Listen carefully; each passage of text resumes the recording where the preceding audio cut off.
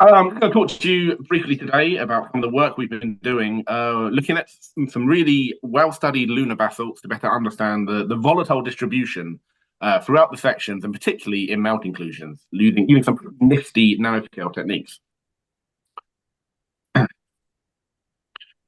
We're starting to get a very good handle of volatiles on the moon. So historically, it was always thought of being very dry, right? You had your big moon-forming impact, you drove away all the volatiles, and you're left with a very depleted body. That made sense. That was easy. Unfortunately, we keep finding water everywhere, and that's quite complex. So it shouldn't, when we think about the way the moon formed, it shouldn't really be there. Obviously, Salatau back in 2008 found it in volcanic glass beads. Obviously, that starts to open up the idea of maybe, solar wind delivered hydrogen. But we're starting to find the bloody stuff everywhere. So that includes in normally anhydrous minerals, so your olivines and your pyroxenes and your feldspars, but also in melt inclusions. And melt inclusions are really interesting because they actually sample that primary kind of reservoir. So, your rock's starting to form, your melt inclusions get trapped, they retain that information while the rest of the rock does all this, evolving around it effectively. There's a very complex kind of evolution of volatiles that we're starting to see. It's not an easy story. And as a result, we really need to understand what those signatures are telling us. Melt inclusions have been the primary target for this study. So when they're trapped within their basalts, the composition isn't affected. It doesn't change what's happening to that melt when it becomes incorporated into the growing sort of anhydrous mineral. And they're everywhere. I mean, the beautiful example on the sort of the top right here, hopefully you can see that. But yeah, beautiful melt inclusions and fluid inclusions. And we're finding them all over in the Apollo and lunar meteorite record as well. So very common, lots of different morphologies and textures. So some are very glassy, they've kind of been homogenized. Some are starting to partially crystallize out. So depending on the evolution of that melt inclusion following entrapment, that's when we can start to change the composition, the volatile composition of the primary magma. There's a lovely diagram in the bottom right there from Alice Stefant's paper. Basically, if you take your melt inclusion, depending on what you do to it, you can kind of drive your abundance of water and the isotopic composition of that water in any direction you really feel like. So, if you're degassing your hydrogen, or your H2O, if you're mixing with different deuterium sources, it gets quite messy. So trying to unravel those complexities is really key to make sure we're getting a proper measurement of the original volatiles that were incorporated in. So that kind of leads to the question of how is water actually getting into these things? So when we're talking about the melt inclusions, we're talking about olivine and pyroxene and feldspar, NAMs, nominally anhydrous minerals, so named because they don't like hydrogen. In the top right here is an example of a phosphate kind of lattice. So you've got a nice big gap where you can fit your fluorine or your chlorine or your hydrogen. That makes sense. That's all right. It doesn't fit in NAM. And that leads to this problem of how do we actually incorporate it into the lattice? Now, a lot of studies suggest that you don't. It fits within defects and dislocations within that grain. But still, understanding what that does to the isotopic composition is key. Are we fractionating it as we move it around those open and closed systems? And then what does that actually, how does that affect our understanding of lunar water? So for the study, we grabbed one of the Apollo samples that Alice Stefant had previously studied, so 10O20, so low potassium ilmenite basalt from Apollo 11. And like I said, it's been very well studied. We've got a lovely lead age from Josh. But the main thing that drew me to it was that there's a whole range of melt inclusions within the sample, and they've all been really well characterized by nanosim studies previously. So there's a big spread of H2O abundances, and there's a big spread of delta D kind of isotope ratios. So you've got one basalt and it's kind of sampling a whole range of kind of volatile signatures. So is that representative of the kind of primary melt, or is that is that changing over time following entrapment? The way we decided to attack this is it's called correlative microscopy. It's very much the buzzword at the moment in material sciences. Just an example here, you kind of start off looking at your thin section, fairly standard. You kind of enhance and you're down at the mineral scale. You can enhance again and you're down at the crystal lattice scale. And then now, through modern techniques, we can kind of enhance again, and we're actually down at that kind of angstrom scale. We're actually imaging atoms now with something like the atom probe.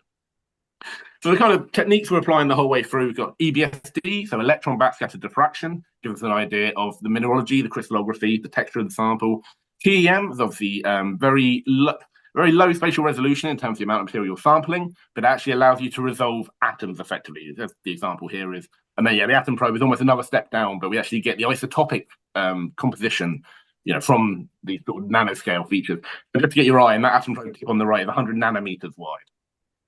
And the caveat, this data set that I'm showing here as an example is from a carbonaceous chondrite. It was a very dark time in my life, but I've since started looking at proper rocks again, so I'm a happy boy. The two melt inclusions that were selected are on the left here. So we have melt inclusion 10, fair enough. It's got fairly high water abundance of 366 ppm roughly, and a fairly low delta D of plus 579 relative to some of the other inclusions in the sample. And then melt inclusion 12 in the bottom left there, which has much lower water, it's only 56 ppm effectively, and is plus 2000 delta D. So a very high delta D relative to the other melt inclusion in the sample. So kind of two M members, low water, high delta D, and then vice versa. Whole section characterization, we started off just chucking it in an SEM and collecting whole section EBSD. So at the Open University, we have a Symmetry 2 detector, which is kind of the state-of-the-art EBSD detector. And that allows us to map a whole section effectively overnight. Whereas we used to be able to map a grain overnight, now we can look at a whole rock. It gives a characterization of the phases. So what you're seeing in the middle there suggests you have like 1% olivine, 7% dark side. That's not absolute terms, that's kind of relative terms. So when you see all the black dropped pixels, they count against that total. So it's just a relative idea, it's very much dominated by pyroxene and ilmenite. But then just labeled melt inclusion 10 and 12 there to kind of get your eye in. They're both olivine hosted, and the olivine is pretty happy. So when you look at the general defamation, it's called GROD, grain relative orientation distribution. Basically, within each olivine, there's not much deformation. So we can kind of exclude any shock involved change to the volatile composition of those trapped melt inclusions. We're going with the TEM on these two, and you can actually start to see a range of textures. So in one of the melt inclusions, you've got a large ilmenite with some nice crystalline olivine. So beautiful lattice pattern from the ilmenite in the bottom left there. And then you can actually start to resolve kind of the boundary of the melt inclusion with the olivine, which is what we're seeing in figure B in the middle there. So you've got the host phayolite, and then the melt inclusion. You can always start to see the complexity within there just from the difference in the grayscale, which is not showing on the front screen. Hopefully it is better on the two TVs at the back. But then on the far right there is kind of an even more enhanced image of what's going on in there. So we've got a amorphous feldspar composition glass. I'm always loath to say mescalinite, just for the sort of the mechanical implications. But we've got very small iron sulfides in there, and most of it is pyroxene. But as well as being able to image texture and minerals with TEM, we can also extract ES data. So this was all conducted at Pacific Northwest National Labs in America, just outside Seattle. And what you can see here is kind of the range of minerals that are being presented. So it's a little teeny tiny rock. It's awesome. We get nice zoned pyroxene. You can see there, if you look at kind of the iron and magnesium map in the middle right. We've got plenty of ilmenite basalt, makes sense. Like I say, iron sulfide. And then this kind of feldspar composition glass. So I say amorphous, but hopefully you can see in some of the images there is a little bit of nanocrystallinity coming through. But the fun one is we actually found some perovskite. So I'm calling it perovskite with a question mark. But hopefully you'll agree. You can see here from the figures, sort of the circled grain, featured in silica, aluminium, iron, and magnesium, and it's kind of just a calcium titanium grain. So hopefully it's perovskite, and if so, that's actually quite fun in terms of like solar cell generation. Admittedly, it'll be a little tiny solar cell because we've got 100 nanometer grains, but it might make it easier than actually trying to develop this sort of resource in the future. Going down even further in late scale, and we're actually looking at the atom probe. So this is from, you can see in the bottom right there, melt inclusion 12. So this is our low water, high delta D, and it's really boring. So atom probe is really time consuming, quite expensive for what you get. And then you produce these little data sets and you see basically nothing. It's always great. But actually it's quite revealing. So we couldn't quite resolve isotopic compositions here. Just because of the background in the atom probe kind of masks the deuterium signature, and we can't really separate oxygen 17 from sort of 16 OH. We just haven't got that resolution. But ultimately, even excluding kind of the background, we're basically at background within this measurement. We're talking about 0.5 atomic percent hydrogen, so no hydrogen compared to sort of the vacuum, the imperfect vacuum in there. But if we look at melt inclusion 10, which is the higher water, lower delta D inclusion, we have a few ticks of nothing. And again, they're about 0.5, 0.6 atomic percent hydrogen, so sort of nothing resolvable above background signature. But we also start to see some really fun features. So you can see from the second to left tip, 1144, we're actually starting to see kind of OH enrichment both at the boundary. So what we've captured there is the boundary between this kind of feldspar composition glass and the pyroxene. It's also occurring as kind of trapped nodules. So they're kind of SiO-rich features within the tips, so in the pyroxene, not in the feldspar. And that's where the OH is sitting. So if you isolate those features, we're suddenly talking about 5 to 6% atomic percent hydrogen. So it's all being concentrated in these features, not actually within the feldspar composition glass or obviously in the mineral itself, because it can't fit in that lattice. 2 minutes. And then we can kind of tie that. Thanks, Roman. We can kind of tie that back into understanding the kind of the volatile signature of these things. So when Alice first published the nanosims results for these, there was a whole range of mechanisms that could be induced to drive this ratio where you want it. And we're actually seeing evidence of that at the atom probe scale. So the two tips, if you're talking about hydrogen diffusion, so the loss of hydrogen, that's exactly what we're seeing in these very depleted tips. So the glass contains no OH, it's all been diffused out. As a result, you're fractionating your hydrogen signature and you're getting an enhanced delta D.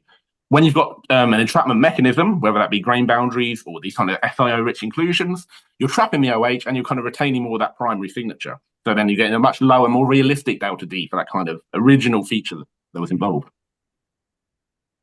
What this means is that basically there's some fun ideas coming out of this now. So it's very much a scale issue here as well. So when you think about atom probe versus nanosims, like I say, that tip is 100 nanometers, and we're sampling down to maybe 300 or 400 nanometers. So if you combine that, in each nanosims analysis, you're talking somewhere on the order of between 3 and 10,000 individual atom probe tips. Admittedly, we do carve out a load of the rock around it, but we don't talk about that. If you go up to laser ablation, you're talking about 500,000 atom probe tips being homogenized within that one analysis. It's fairly well constrained from material science and other earth sciences, but the volatiles aren't in the NAMs themselves. They are trapped within boundaries and inclusions and things like that, which makes sense because it can't sit in that olivine or pyroxene lattice. But the main takeaway is that actually this is starting to give more understanding to the kind of the nanosims data. So atom probe and these sort of techniques, they're very time consuming, they're very expensive, but they complement kind of more like bulk techniques very well. So nanosims and laser ablation. So yeah, you've got the big data set from the nanosims, and actually using the atom probe, we start to visualize the mechanism of trapping the OH, kind of retaining that original delta D signature. And when you tie that back into Alice's original work, we're actually kind of proving that that initial water signature was probably between -200 and +200, just if you kind of scale up the retention mechanism. So probably, along in agreement with Alice's original paper, we're actually supportive of a carbonation chondrite source for indigenous lunar volatiles. So, thank you. Thank you, Lee.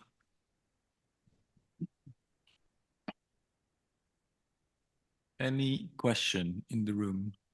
You got 1 minute till kickoff. I'll have one to start. Did you manage to see if the OH features were correlated with other species? There's definitely other volatiles that seem to occur in there. So there was a small peak for chlorine, 35 and 37. And like I say, the inclusions themselves, the 96% SiO. So there's a few bits of rubbish in there, a bit of magnesium and aluminium. But it's very much an imperfect mechanism to kind of trap the inclusion in atom probe. So you do get a bit of background as well. So it's quite hard to put a hard number on it by quantifying it, but they are almost pure SiO, just with a few other volatile species floating around.